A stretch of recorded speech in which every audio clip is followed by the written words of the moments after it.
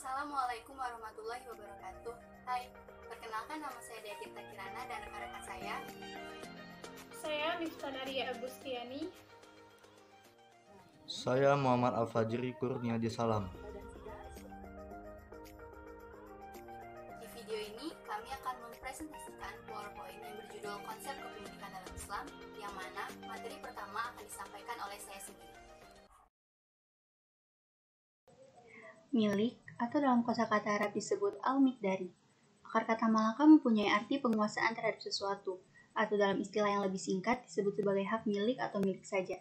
Sedangkan dalam istilah fiqh, milik atau kepemilikan mempunyai arti kekhususan seseorang terhadap harta yang diakui syar'i, sehingga ia berhak memanfaatkan dan atau mentasarufkannya. Sedangkan menurut fuqaha, definisi milik sebagai berikut. Yang pertama, menurut Wahbah al-Zuhaili, hak milik ialah suatu kekhususan terhadap sesuatu harta yang menghalangi orang lain dari harta tersebut. Pemiliknya bebas melakukan tasarruf kecuali ada halangan syar'i. Dan yang kedua, menurut Muhammad Abu Zahro, hak milik ialah suatu kekhususan terhadap sesuatu harta yang menghalangi orang lain dari harta tersebut dan memungkinkan pemiliknya bebas melakukan tasarruf kecuali ada halangan syar'i. Dengan demikian, milik merupakan penguasaan seseorang terhadap suatu harta sehingga seseorang mempunyai kekuasaan khusus terhadap harta tersebut. Sedangkan menurut istilah, dapat didefinisikan suatu ihtishas yang menghalangi yang lain menurut syariat yang membenarkan pemilik ihtishas itu untuk bertindak terhadap barang miliknya sekehendaknya kecuali ada penghalang. Keistimewaan yang diberikan oleh syarah kepada pemilik harta ada dua. Yang pertama, keistimewaan dalam menghalangi orang lain untuk memanfaatkannya tanpa kehendak atau izin pemiliknya. Dan yang kedua, keistimewaan dalam bertasarruf. Ada 3 macam model kepemilikan. Yang pertama, kepemilikan penuh, yaitu kepemilikan pada benda terkait sekaligus hak memanfaatkannya. Yang kedua, hak memiliki saja, tanpa hak memanfaatkan, misalnya rumah yang dikontrakkan. Dan yang ketiga, hak menggunakannya saja atau disebut kepemilikan hak guna si pengontrak. Kepemilikan terbatas, misalnya hak milik yang lahir karena wasiat, misalnya si A diberikan hak memanfaatkan rumah setahun. Jika masa setahun habis, maka rumah sekaligus hak gunanya kembali ke pemilik asal. Jadi, kepemilikan terbatas di sini akan berakhir apabila batas waktu yang ditentukan telah habis. Sedangkan kepemilikan hak, misalnya penerimaan hak guna dengan batas waktu tertentu atau dengan syarat tertentu. Misalnya harus digunakan untuk kebaikan saja. Dalam artian kepemilikan hak di sini tidak boleh digunakan untuk hal-hal yang menyebabkan adanya pelanggaran. Kemudian, pembagian hak milik. Yang pertama, hak milik pribadi atau al-milkiyah al-fardiyah. Yang kedua, hak milik umum atau al-milkiyah al-amah. Dan yang ketiga, hak milik negara atau al-milkiyah ad-daulah. Harta dalam bahasa Arab disebut al-mal atau jamaknya al-amwal. Harta al-mal menurut kamus al-muhit tulisan Al-Fairuz Abadi adalah mamalakatahu min kulli syai'i atau segala sesuatu yang kau punyai. Untuk itu, milik dalam lugha atau arti bahasa dapat diartikan memiliki sesuatu dan dapat bertindak secara bebas terhadapnya. Pembagian harta mal mutakawim da khair mutakawim itu ada dua. Yang pertama, mal mutakawim yaitu sesuatu yang boleh diambil manfaatnya menurut syarah. Dan yang kedua, harta khair mutakawim yaitu sesuatu yang tidak boleh diambil manfaatnya menurut syarah.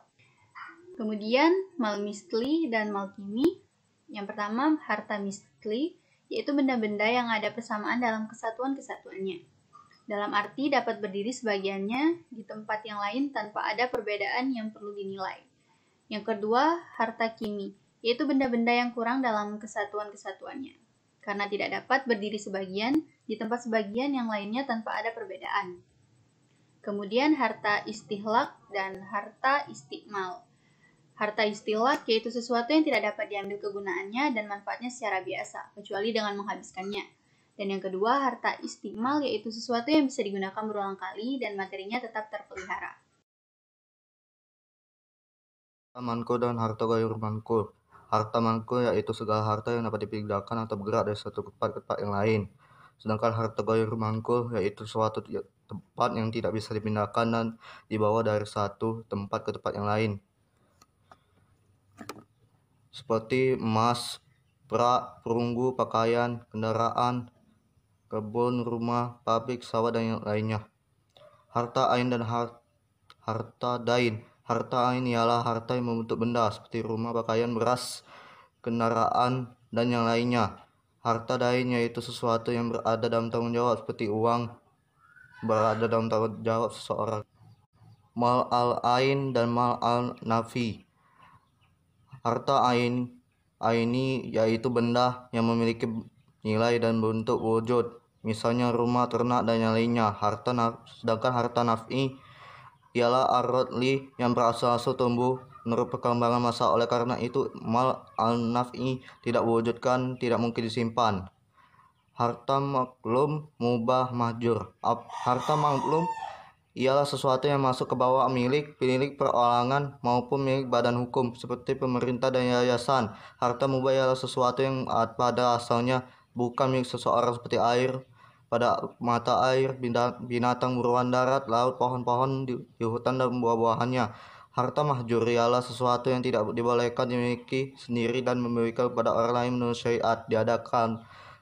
Ada kalanya benda itu benda wakaf atau benda yang dikhususkan untuk masyarakat umum. Harta yang dapat dibagi dan tidak dapat dibagi. Harta yang dapat dibagi atau mal qablil al-qismah ialah harta yang tidak menimbulkan suatu kerugian atau kerusakan apabila harta itu dibagi-bagi.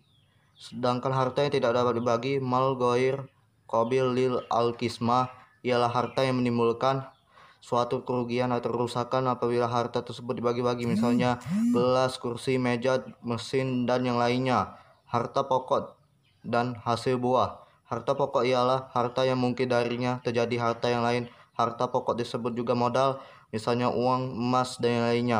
Harta khos dan am. Harta khos ialah harta pribadi yang tidak bersekutu dengan yang lain, tidak boleh diambil manfaatnya tanpa disetujui pemiliknya. Sedangkan am ialah harta milik umum bersama yang boleh diambil manfaatnya atau hartanya yang diboleh diambil manfaatnya oleh seorang atau kelompok pribadi akan tetapi dilarang menguasainya secara pribadi. Baiklah, langsung saja kita lanjut ke materi berikutnya, hubungan manusia dengan benda atau hak milik. Hubungan manusia dengan benda dan kekuasaan manusia atas segala sesuatu yang berada di sekitarnya merupakan masalah yang paling penting dalam sistem ekonomi Islam, di mana dalam Islam sendiri sudah terdapat ketentuan-ketentuan pokoknya di dalam Al-Quran. Sebagaimana firman Allah Subhanahu wa Ta'ala dalam surah Ibrahim ayat ke-34, yang artinya, "Dan Dia telah memberikan kepadamu keperluanmu dan segala apa yang kamu mohonkan kepadanya. Dan jika kamu hitung nikmat Allah, tidaklah dapat kamu menghinggakannya. Sesungguhnya manusia itu sangat zalim dan sangat mengingkari nikmat Allah." Para ahli merumuskan hubungan manusia dengan benda dan segala sesuatu yang ada di sekitarnya. Salah satunya adalah sebagai berikut. Manusia sebagai pengurus milik Allah, manusia harus menyesuaikan kebijaksanaan penggunaannya kepada kehendak Allah, sebagaimana yang tercantum dalam Al-Quran dan dijelaskan oleh sunnah Rasulnya. Konsep kepemilikan harta dalam ekonomi Islam menurut Afzalur Rahman di buku Economic Doctrines of Islam, memiliki suatu benda sama halnya mempunyai hak mengatur dan memanfaatkan, selama tidak terdapat larangan syara'.